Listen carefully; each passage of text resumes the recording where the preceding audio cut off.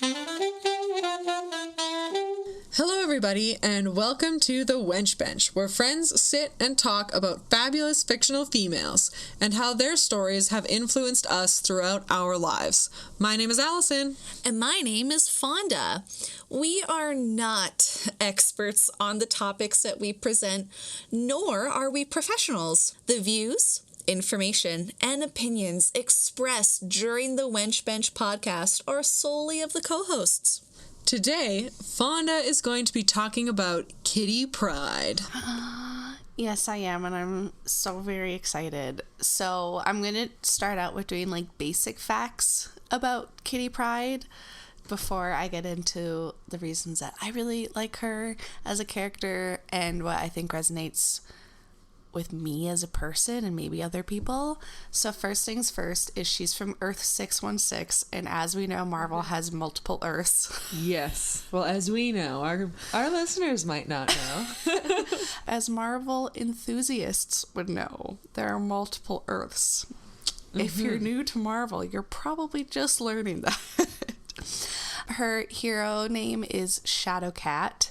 That's what I kind of knew of her going into a lot of younger TV shows. I didn't really know that her actual name was like Kitty Pryde, and if someone called her Kitty, I just thought it was because of her hero name, not because it was her actual name. Oh, okay. She's Jewish. I know. That one I didn't know. She also has an alien dragon companion. Yes. And his name cute. I know, his name is Lockhead. And then in terms of like her abilities for her superpowers, she has like phasing and intangibility. So basically she can pass through solid matter and objects by phasing her atoms through the spaces between other atoms, which sounds very scientific. I'm not going to dive into anything further in regards to that. But no. I think she can do it a lot more than just like randomly phasing. Like through practice, she learned to phase other objects besides herself as a person. She also has telepathic resistance. Apparently, most recently in the comics, Kitty Pryde has gained the power to phase through different planes of existence. Holy shit. I know. I'm just like... Outside of that, she is a master martial artist. She is also a genius computer expert. And lastly, she is really weak to mystical attacks. So anything that's like magic related, she's really weak to. Yeah. So those are all the basics about her character in terms of like her superpower abilities, like little basic things, just to get all of that hubbub out of the way, because I think it'll be important for other things I talk about. On to why I really, really like her. What I like most about Kitty is how much she has grown and matured and became one of my favorites in terms of Marvel characters over time. When I first started watching, do you remember the old school X-Men TV show? I do. I do. So I remember that was my first introduction to her. Mm-hmm. And she was kind of like this like whiny, preppy girl. And at first I didn't connect with her. Yeah. I connected more with like Rogue and a couple other people from that show. But it wasn't until oh my goodness, I think I was like 18 and I decided to just rewatch it because I'm like, nostalgia trip, let's do it. We also just rewatched it, so right? I know the feel. Yeah, and so when I was rewatching it, I was like, damn, okay, no, like she's actually not this whiny generic female character that's just there to be a part of a girls group. She actually throughout the series kind of matured a little bit. She became more comfortable, I think, speaking her mind, instead of just sort of letting Jean Grey or someone else tell her what to do, because she was like older in that TV show, or just like following along with what anyone else had to do.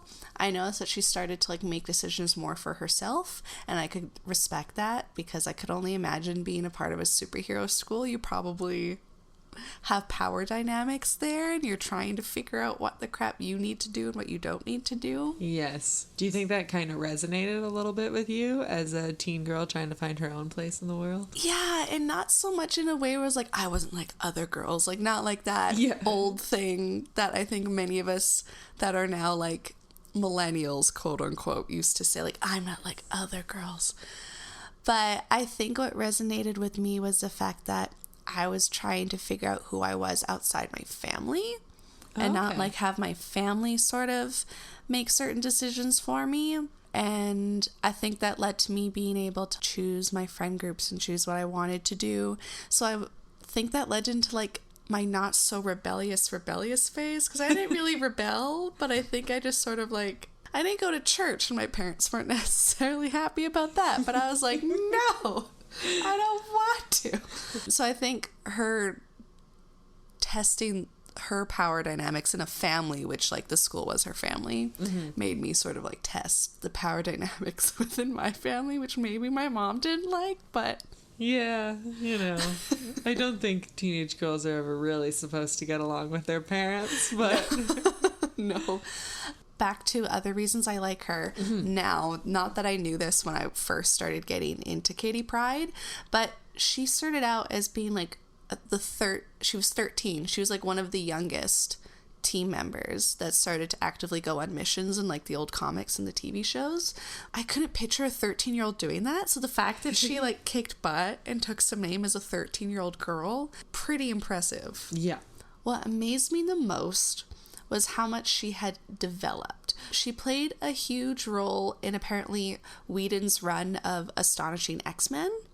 Okay. And I had to go and find a couple of quotes. Apparently, Astonishing X-Men is now having Kitty Pryde be the co-head mistress of the Jean Grey School. Ooh, yeah, cool. So it's cool seeing like Kitty Pryde be like this young 13-year-old girl who's like one going through puberty, learning her superhero powers, hiding the fact that she's Jewish because she wasn't sure how people were going to treat it, especially like when she was first made. A lot of things are being dealt with like Hitler and World War II, so I think they weren't ready to fully test a young female who is also Jewish. Yeah. Like that'd be tough. Yeah, like I didn't even know that because they never touch on it. And I think at one point Kitty Pryde addresses the fact that being Jewish isn't what makes her, but it's a huge part of her. Yes. And she shouldn't have to like hide it or tell people. Like it's her choice how she navigates her life as a Jewish person. Yes. So I think that's neat. But the fact that she started out as this young 13-year-old girl who didn't know much, and now she's a co-head mistress of a Jean Grey all-girls school for freaking young mutants, I think is just incredibly interesting seeing that. She's also grown to be a fantastic leader, apparently, and an admirable headmistress, according to Whedon. She plays a big role as Professor Kitty in the all-new X-Men series. Whedon said if Charles Xavier was still alive for those runs, for those comics, he quotes that Charles Xavier would be really proud because obviously Charles Xavier is the one that kind of like saw her grow from 13 and now she's mid-30s and she's like a headmistress. I think that's really neat. Another reason why I think she's super awesome is her relationships and interactions with others. So the two that I mainly want to mention are Colossus and Wolverine. One, love Wolverine. Yes. Just love him. Yeah. For all the listeners out there, I'm pretty sure there's no superhero closer to Fonda's precious heart than Mr. Wolverine. I love him so much. One day I'll talk about him, but that's not today. Well, kind of talking about him, but not in the same way. And then Colossus, because I think so many runs are with Colossus and Kitty Pryde. Colossus is super cool. He's one of my husband's favorite characters. Don't you have a statue of him? We do. We have multiple around our house. Maybe one day we'll have to have him talk about Colossus as like a bonus episode. Maybe. Oh. Anyways, back to Kitty Pryde, the main person and female powerhouse of this episode. So Colossus being the romantic relationship for Kitty Pryde, while Wolverine is the father-daughter relationship for Kitty Pryde. Her relationship with Colossus is one of my favorites, mainly just because they both sort of grew together. I believe because she was so young, and I believe he's still kind of quite older than her in some of the series, so I can imagine it was more like a blossoming friendship, like mentorship. And then the fact that from there it grew as a love interest, I think, is kind of cool, because it's not like she was pining after him since she was like 13 when she first came out in the comics. Yeah. It wasn't until I believe she was in her 20s or so that she really started getting into a relationship with Colossus. I just like the fact that he respects her and she respects him, and they're not trying to outdo one another, which is nice. They're a team. Yeah, they're a team, they're a unit, and they do a lot of missions together. I know that they're not really together right now in current comics, but I still think it's one of my favorites for her because, one, it wasn't toxic. Like, there wasn't anything that they were both doing to each other that made it, like, a negative or poor example of a relationship. A lot of it was just, like, they were a team, they were a unit, they did well together in the workforce, quote unquote, and outside of the workforce. And then I believe one of the main reasons they broke up was because Kitty needed to do more. Like, she ends up going into outer space, and she becomes one of the Guardians of the Galaxy. Amazing. I know, and she ends up becoming Star-Lord, because the actual Star-Lord I remember that. He just, excuse my language, he beefs it. Like, no one knows what happens. He's just gone. And Kitty's like, I got this. And I'm like, you go. You lead a team of badasses, because you're also a badass. I love this. Yeah. As for Wolverine, the other relationship I really like, she was one of the first that Logan took under his wing. I know for me the one I knew most commonly was his relationship with Rogue, which is also one of my favorite relationships in Marvel history. Just how, like, I just love Wolverine being a father mentor, and so parental. I know, but at the same time, he's kind of like that dad that you're like, you know, maybe if they were 5, you wouldn't do so well with toddlers, but like, he kind of hates it. Yeah, but he does begrudging. a good job. Yeah, and he does a really good job with Kitty. One of the reasons I like it is because Wolverine, at one point in time, goes up to Kitty when she's having a hard time. She's not sure about the decisions she's making as a team leader. She doesn't sure if she needs to stay at the Charles Xavier School or not anymore. She's trying to, like, navigate that. She's just not having any of Wolverine's shit at one point, but he just flat out says to her, he's like, you deserve better and you can do better. Oh. And I'm just like, that's amazing. Yeah. Like, I don't know exactly if that was a moment when showrunners or writers and artists decided that they wanted to do more with her, but I thought that moment for her character helps me view her better in the way she's written now in comics, because this male father figure was like, I think you can do amazing things, and you don't need to be held by a school that you love just because you feel the need to be loyal to it. Like, you can move on and do other things, and people would still be proud of you, which leans back to the whole Joss Whedon thing, when him saying that he thinks Charles Xavier would be proud of Kitty now. The next thing I want to talk about is later on, when Kitty gets one of the head positions in the Jean Grey High School for higher learning. I guess, like, she talks to Wolverine about something, and he's like, yeah, I don't know why I'm doing this shit anymore. I really shouldn't be teaching kids, but here I am. And then I think Kitty Pryde's just like, you actually do really great. Don't, like, sell yourself short. And I'm like, oh, that's so cute. Like, it comes full circle. Anyways, I think she's just awesome with all her interactions with most characters. I love her as much as some of the X-Men movies kind of suck. Just a few. I really liked her in the X-Men series. Especially, there's that one scene when the Juggernaut's running, and Kitty Pryde just, like, pulls him down. I thought that was amazing. Just seeing this young girl who doesn't have that much body strength just use her power to her advantage to a bigger predator. Just, like, sink him into the ground. Like, he still comes out of it, but the point is like... And, well, not just her power, but her brain. Yeah. Like, she's clearly not stupid. No. So she finds a way to use her powers in a way that they are going to be most effective without necessarily having to use her actual body strength. She uses her mental strength. Yeah. She, I think, is really good at not only reading other people she cares about, but reading her opponents. Mm-hmm. I think that's something that is admirable in any team player. Mm-hmm. Intuitive. Yes, intuitive. Unlike other super heroines, she's not overly dramatic, which I think, as young Fonda would say, was amazing and freaking adorable, and was a great influence, because I feel like half the time when I was younger, either I saw female characters be overly dramatic and like off the wall, or they were like strict and stern. There was no in between. Yeah. And so I like how a lot of the time she's written as being in between. Like, she has a good head on her shoulders. She knows when to be emotional and she knows when not to be emotional. Mm-hmm. And I really like that about her, mainly because I know for me, I'm a very emotional person. And so learning and reading and just like watching Kitty Pryde make decisions and being like, I know when I can use my emotion to like influence what I'm doing, and I know when I need to take a step back and separate myself from it, I think is really admirable and a quality I want to try to get. Yeah. And so that's something I also I just love her. She is adorable and amazing.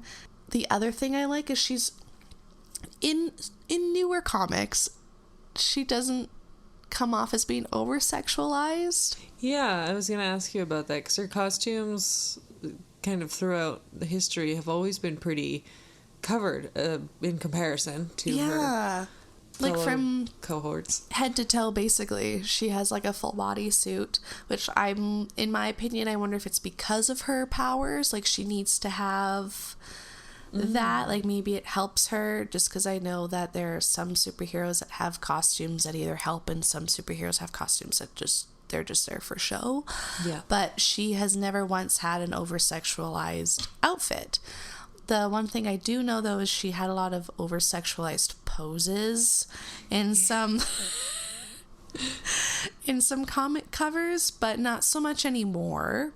Yes, I think they're getting a little bit more aware of the fact that, you know, their entire demographic isn't male anymore. Yeah, and I think it's fine. It's like, you can be sexy and confident, but your confidence doesn't mean you have to hold a sexy pose that's unrealistic. Yeah, the TNA pose. Yes. Tits and ass. Oh my god.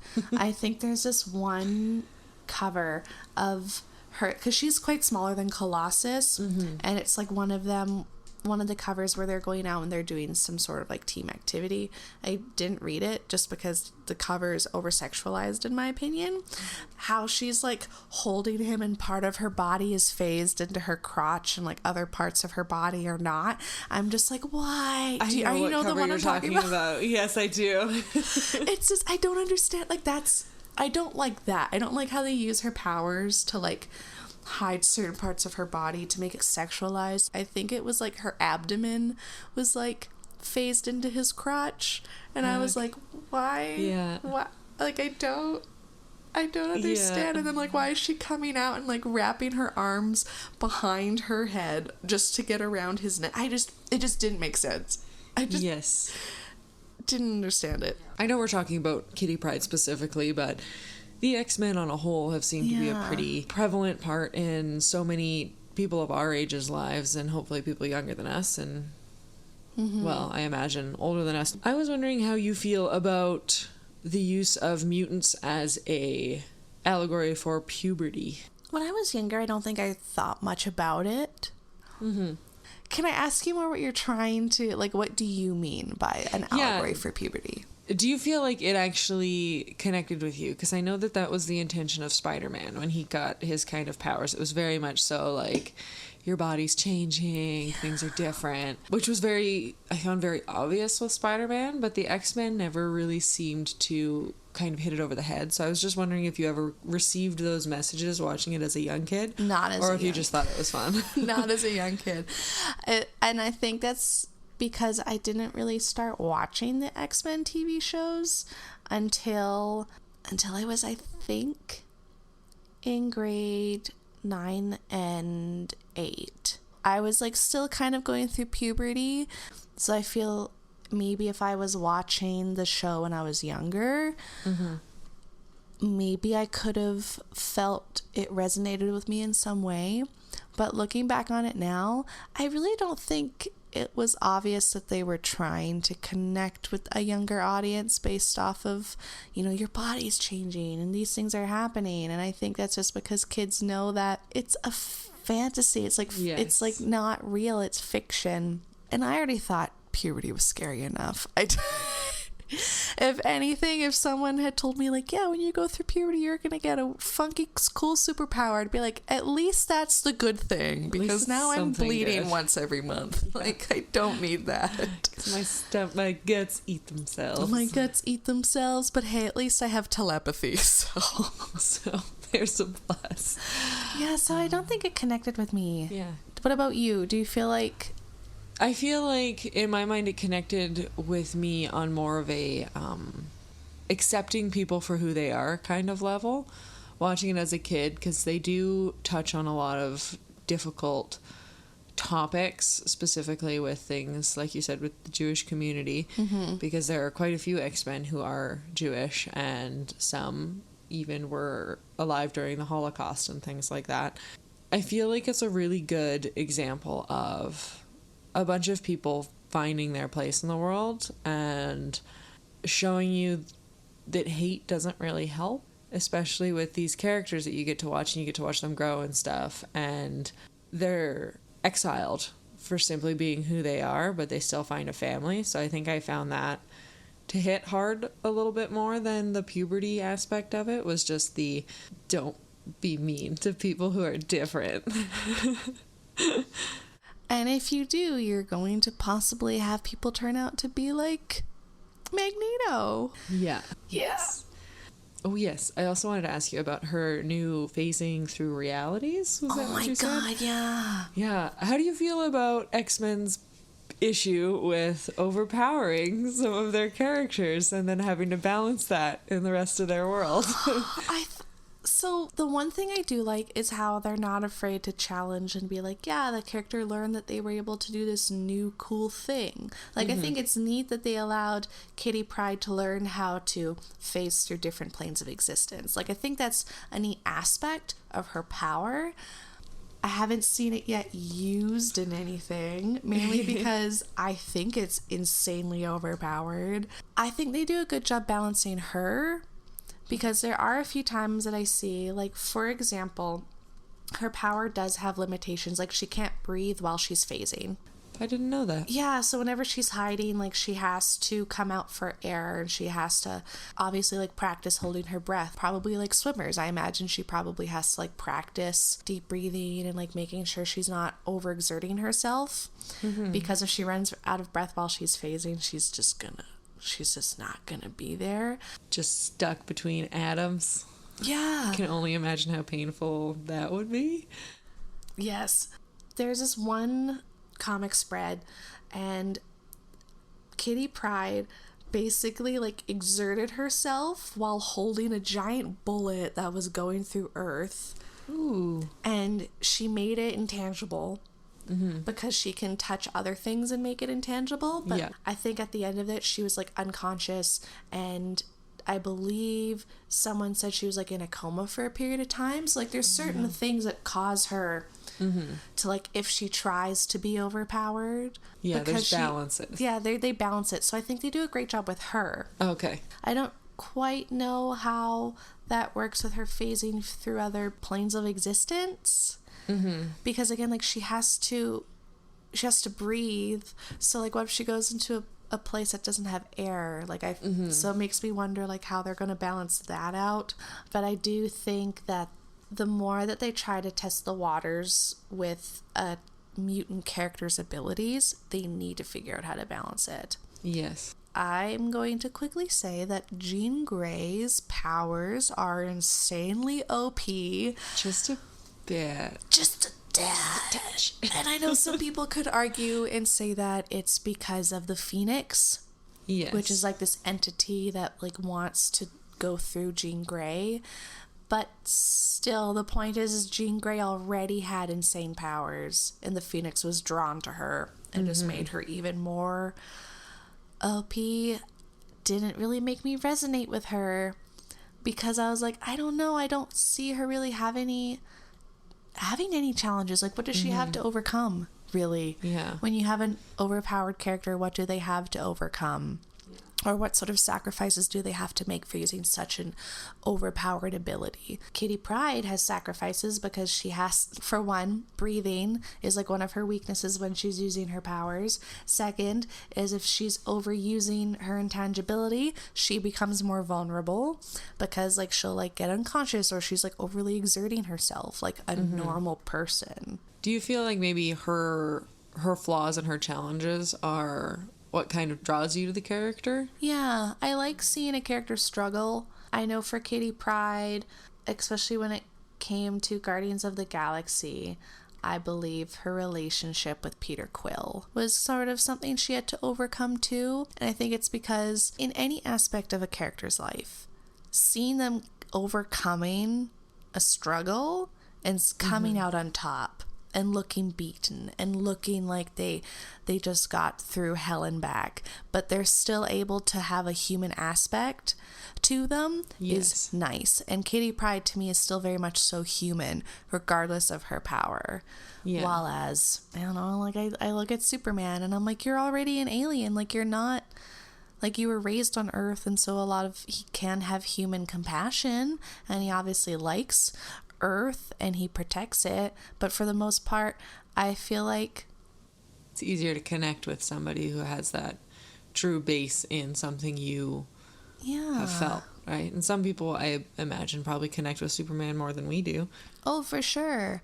I bet you maybe anyone that's been adopted or raised could be like, yeah, like I don't know who my parents are and I got raised by someone else that loved me. Like I could see that being a connection with Superman. I could also see how Superman could make other people want to better themselves.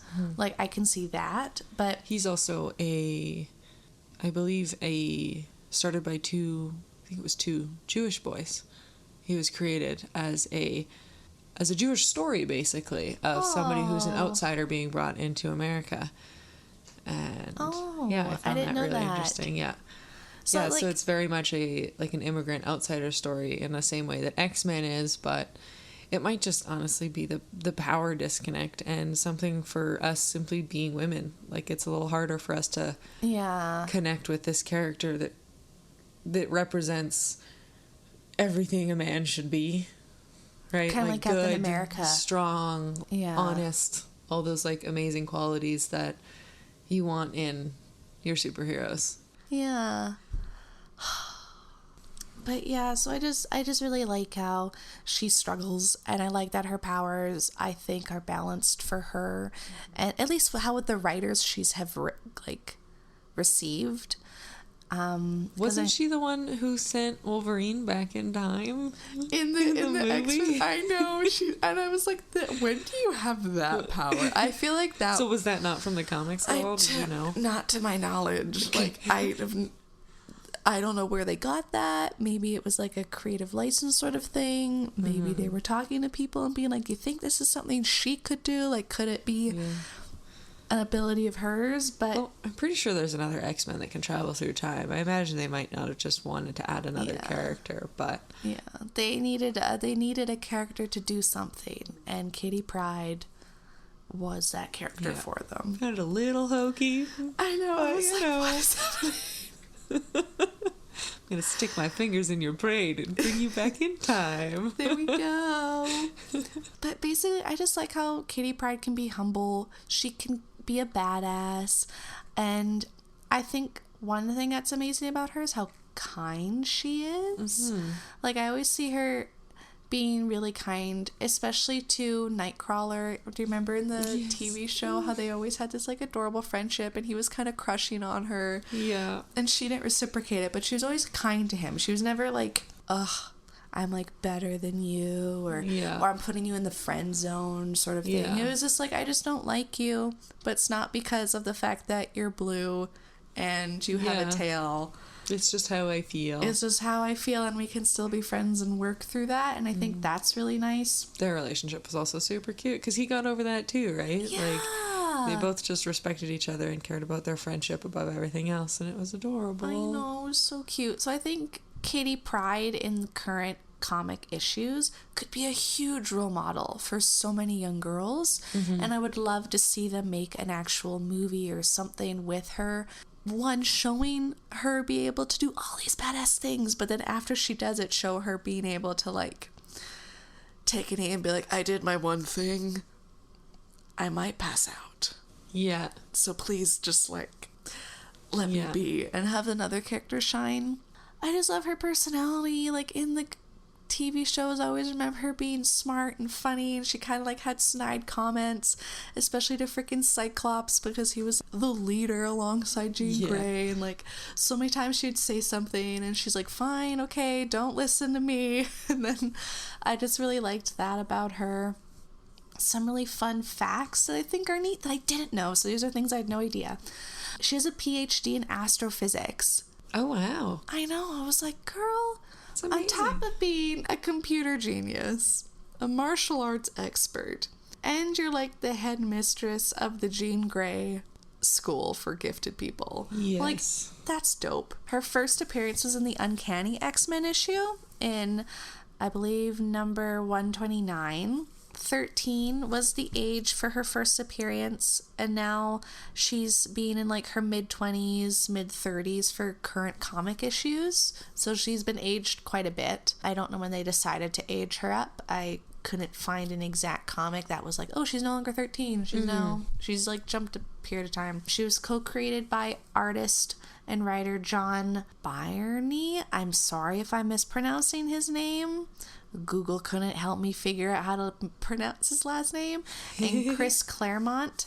They created a bunch of other mutant superheroes, but I think they did a really great job with creating the base for Kitty Pryde. And it was Ellen Page who played Kitty Pryde in the Fox movie franchise. I would love to see her pick up the role again. Yes. She became a member of the Guardians of the Galaxy in the comics. And as I said, at one point she became the new Star-Lord.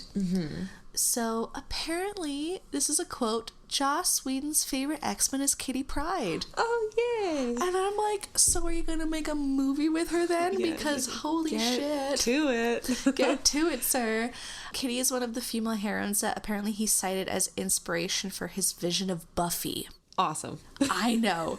So he wanted someone who was heroic but still took the time to be a teenage girl. And to him, that was Kitty Pryde. Aww. And so Kitty Pryde inspired Buffy, who I know you want to talk about. I cannot wait to talk about Buffy. That's going to be like excessively long. I way know. Too much. So I'm excited to see the parallels because like Kitty Pryde, I think, and Buffy have like, I think they could have positive similarities, but they're also very different. They are very different, but they do have, they have a very similar story where they're put into this place where they have to be better than what is expected of them. You know, Buffy lives in the Hellmouth and has to fight demons, and she's the chosen one and doesn't really have a choice.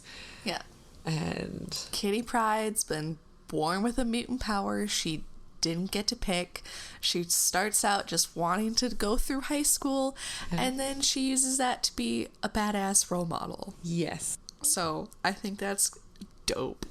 So I was looking through all her past relationships, like romantic relationships. She has a things for guys named Peter. Okay. Yeah. Many of the guys she's dated have been named Peter, and I think that's just kind of funny. She's also trained in ballet and modern dance. Something else I didn't know, mainly because I could see that going hand in hand with her martial arts abilities. Yes. So, like, it makes sense. And did you know that Kitty Pryde is multilingual? No, I didn't. Kitty Pryde can speak the following languages. She's fluent in Japanese, Russian, the royal and standard languages of the Shi'ar, I really hope I'm saying that correctly, Empire, and Skrullos, so she can speak Skrull. Awesome. And she has a moderate expertise in Gaelic and knows some profanities in Hebrew. The best kind of words to know. The best kind of words are profanities. And then there's this article that I quickly want to talk about. And it's just this person who I'm going to quote here. His name is Vedant Das Swain. Sure. Doing my best. Yes. So it's from Quora.com. Basically, it's a website where people can go to talk about multiple comic characters, and they do like articles and they write about them. Oh, cool. And so this one came out in 2016. Okay. Because someone was wondering if Shadowcat, so Kitty Pryde, was potentially one of the most dangerous mutants. Mm-hmm. Because she can phase through solid objects, which goes back to like, is she overpowered? Yes. He's discussing about it because he's says that Kitty Pryde isn't shown to do so. She isn't shown to be the most dangerous.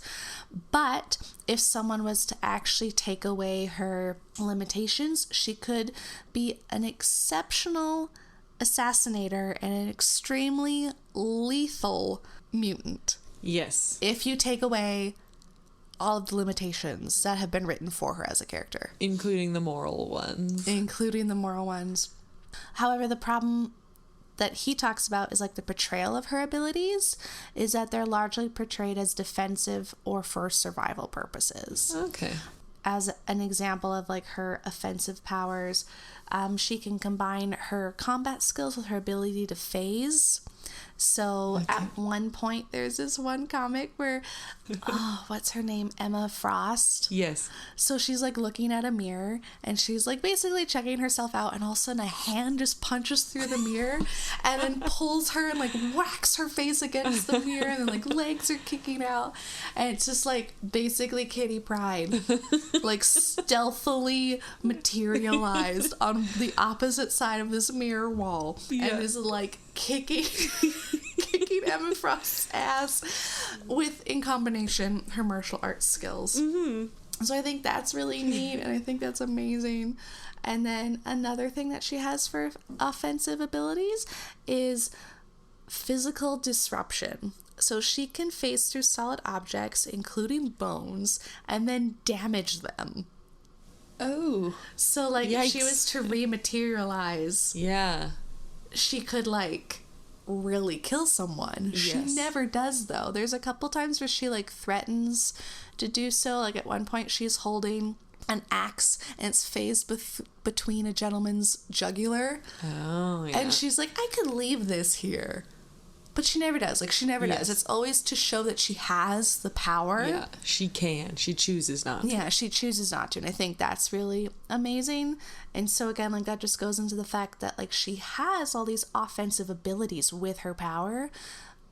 But how she's written and how she's drawn in comics, it's always for, like, defensive capabilities. Like, she's always defending a group of people. She's always helping other people phase through something. She's always doing those sort of things. She's never, like, outwardly using it to harm other people, which I think just goes into her combat prowess. I think she knows how to use the environment around her and her opponent's weaknesses to make her like come out on reactionary top. almost. Yeah. Exactly. Like, I think she could totally do one up on the Hulk if she tried. The Hulk obviously is, like, insanely strong and could, if Kitty didn't have the power to phase, really do a beating on her. Yeah. But because Kitty could, like, use his strength, kind of like I picture John Wick, for example. John Wick uses his opponent's movements against them, so a lot of times, like, he'll purposely get hit, or something will purposely happen, and then he'll use the momentum of what they're doing to help him do another attack back at them. I think Kitty does the same sort of thing with her power. Yes. Yeah. And I think that's neat. But he goes on to talk about a bunch of other ways that she can use her ability. Like, one, she can phase enemies into other objects. Cool. 2, her peak of her powers is phasing planet-sized objects. So this has been shown only a few times, but what it means is that if a writer wants to, he could basically make Kitty Pryde turn an entire building or even the surface intangible and let gravity do the rest.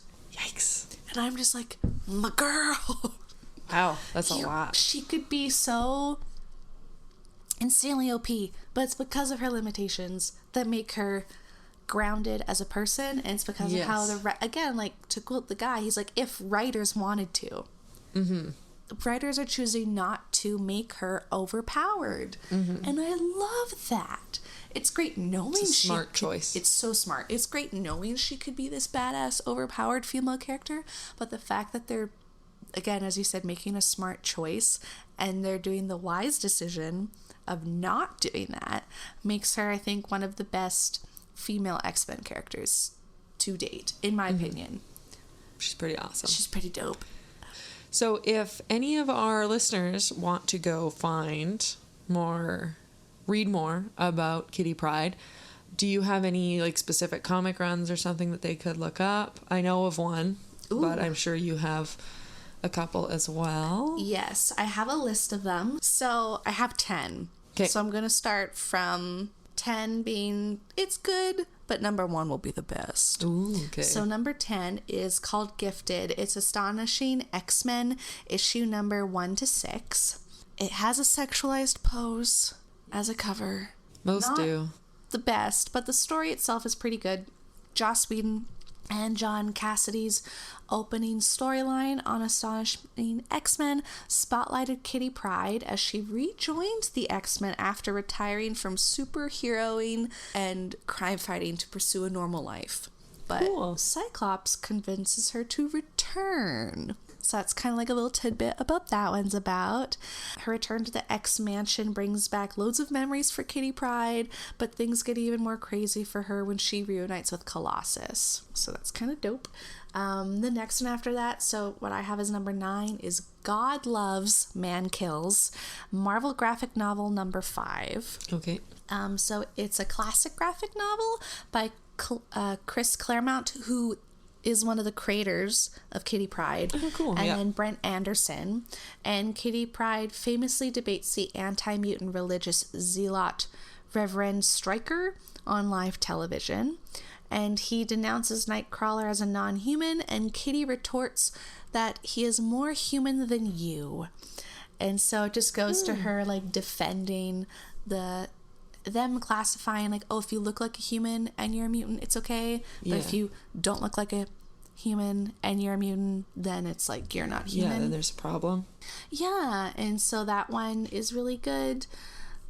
The next one is called Mechanics, MEKANIX.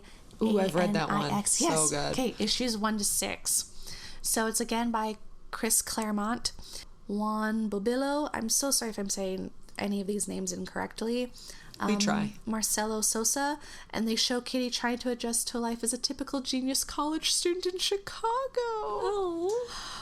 And it's her basically dealing with anti-mutant hate groups in her school and how she has to deal with the change of life being from a high school student living with Charles Xavier's academy and now being a college student. The next one is God Spared the Child. It's X-Men issues number 129 to 131. While part of the Dark Phoenix saga, this 3-parter I think is really distinct from other ones because especially in issue number 132, things really get real. And Chris Claremont, again, John Byrne, who's also invented Kitty Pryde, so both of them are writing this issue. And then Terry Austin, they introduce the world to Kitty Pryde. She ends up meeting like Emma Frost, the Hellfire Club, and they both try to recruit Kitty Pryde to join their side. So this is sort of like a POV and how Kitty Pryde tries to stress that she's like, normal, I'm normal, but then all these people are trying to get her to be a part of their group. So I think that one's just like fun, if anything. An older one is Kitty's Fairy Tale, Uncanny X-Men issue 153. So in this delightful issue, again by Chris Claremont and Dave Cockrum and Joe Rubenstein, basically Kitty tells a fairy tale to Colossus's kid sister. Oh. And it's super cute. So I highly recommend that one if you just want something adorable where Kitty's being a really good female figure to a younger child. Yes. Check it out. We're halfway through my list. Unstoppable, number 19 to 24, and the giant size Astonishing X-Men number 1. So they kind of go hand in hand. This cover is the one that has her pet Lockhead on it. Oh, yes. It's so cute. But Joss Whedon wrote this one, and John Cassidy. And basically they're finishing their run with Kitty Pryde literally taking a bullet for the universe. It's the one I talk about. Yes. Where a giant magical bullet is being shot at the earth, but Kitty phases it. So I really want someone to check that one out if you're interested in seeing how powerful she can be, but only used in certain situations. Next one is Professor X is a Jerk. Uncanny X-Men issue number 168. Chris Claremont is writing it, and then Paul Smith and Bob Wykeck. Again, so sorry about any of these names. But they're coming to terms with the fact that while the X-Men were in outer space for a time, Professor X had decided to restart the school group with a new mutants, all of Kitty's age. Oh. Naturally, Xavier believes that Kitty's place is with the new mutants and not with the current team she was on. So Kitty pleads her case to Xavier to show that she can, even though she's younger, she can still stay with the team. And so that series is just like her going through a bunch of trials and tests to show how impressive she is. Number 3, we're getting close to my number 1, Kitty Pryde and Wolverine, issue number 1 to 6. So, in this sequel to the first Wolverine miniseries, Kitty Pryde travels to Japan to rescue her father and finds herself captured and corrupted by the evil Ogun. Ooh.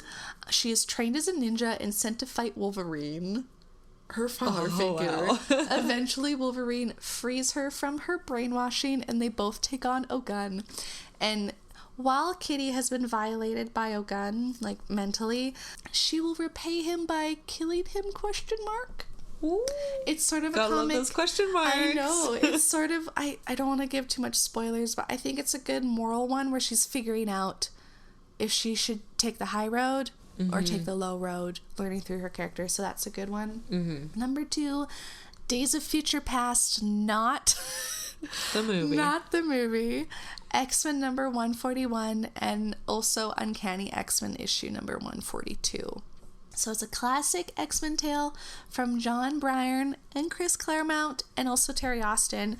Basically, it has an adult Kitty Pryde comes back through time to convince the X-Men to help her to prevent the death of Senator Robert Kelly.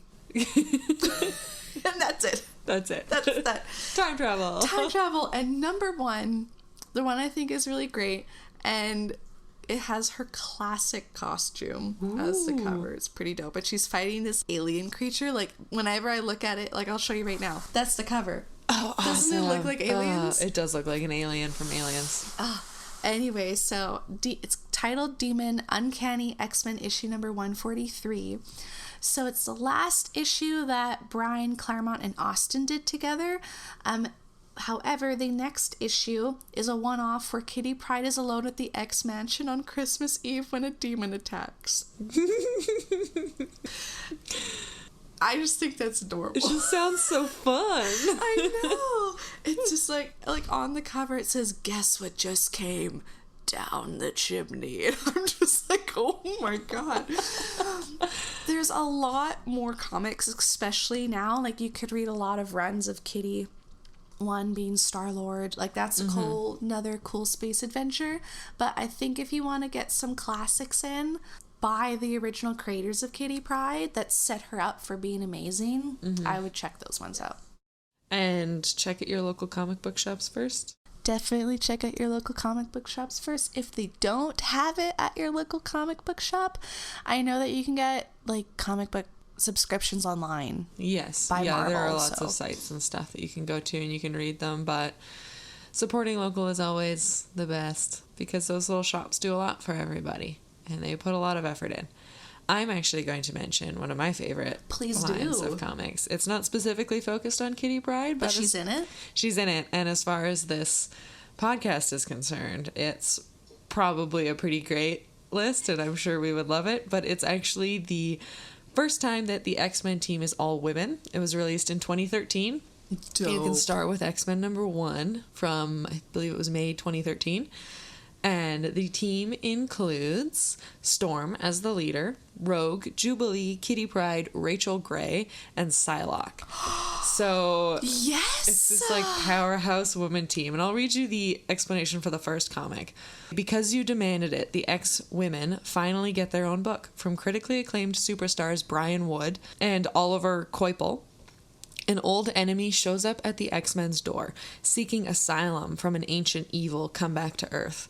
Meanwhile, Jubilee has come home, and she's brought with her an orphaned baby who might hold the key to the Earth's survival, or its destruction.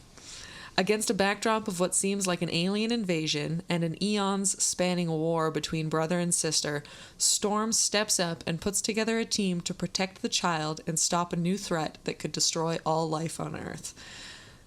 It's an awesome story. I read a bunch of it. It's so good. I have like all the comics in their original issues. And it's so good. And you really do. It's nice seeing all of these women, these extremely powerful women, get together and join forces and do so much stuff. Like, it handles a lot of the other mutant relations, and they end up, I believe this is the run where they have to move the Mutant Academy to an alternate dimension because people are getting so violent on Earth that they have to run away. So Storm leads them all to like a new dimension where they can be safe, but they can still travel back to the other world. And it's such a cool story. Yeah, getting to see these women highlighted in such a way is so cool, and Kitty Pryde is amazing in it. So, their costumes are all also actually designed to look like clothes. Yeah. Even they can all wear bras and not have any straps showing. So there's that, which should be, number one on your costume design. But yeah, that's the one. Nice. That you could also read. If you wanted something new, it's a good run. Even if you just want to get introduced to other female characters, not Kitty Pryde. Exactly. Well, that's why I love Kitty Pryde. I feel like I was all over the place, and that's just because mentally I was like, what do I talk about? I just love her. I have so many mental points. And I feel there's so much with comic book characters. There's just so much life that you can't really cover it all. Especially because sometimes they can redo things. They can pull a mulligan. Mm-hmm. So there's probably been a few mulligans, and so I apologize if maybe something I said wasn't currently accurate to canon, but I'm just talking about reasons why I think she's amazing to me. Mm-hmm. And those are the reasons that stood out.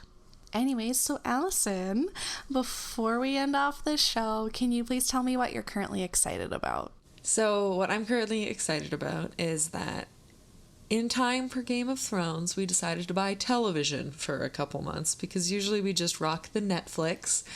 So while we're having TV, I had some on-demand stuff, and I actually binge-watched the first 2 seasons of The Handmaid's Tale. Oh. So good. We'll definitely talk about it eventually. It's going to be probably a pretty depressing and pretty hard conversation because that show covers a lot of hard topics. There'll be some certainly major trigger warnings, but it's an incredible show. I would suggest watching it because it was amazing. All the acting in it is awesome. There are very few male characters, and all of the women drive the story, but they're being controlled by the men. So it's really quite interesting because their actions are controlled so much, but they're finding ways to still be themselves in a world where that's not okay anymore. And it's a really fascinating show. And I enjoyed it and cried a lot. Oh, I hope to hear you talk about it in the future episode, maybe? Yes, definitely. Okay, dope. Okay, so thank you everybody for listening. You can find us wherever podcasts can be found. Please make sure to rate and subscribe if you haven't already. You can follow us on Tumblr, Twitter, and Instagram at Wench Bench Pod. And if you want to reach out, you can send us an email at wenchbenchpod@gmail.com. All of the art for the Wench Bench was designed by the wonderful Tessa Joyce Riecken. You can find her on Twitter at Werevile. Thanks for listening, and talk to you soon. Bye. Bye.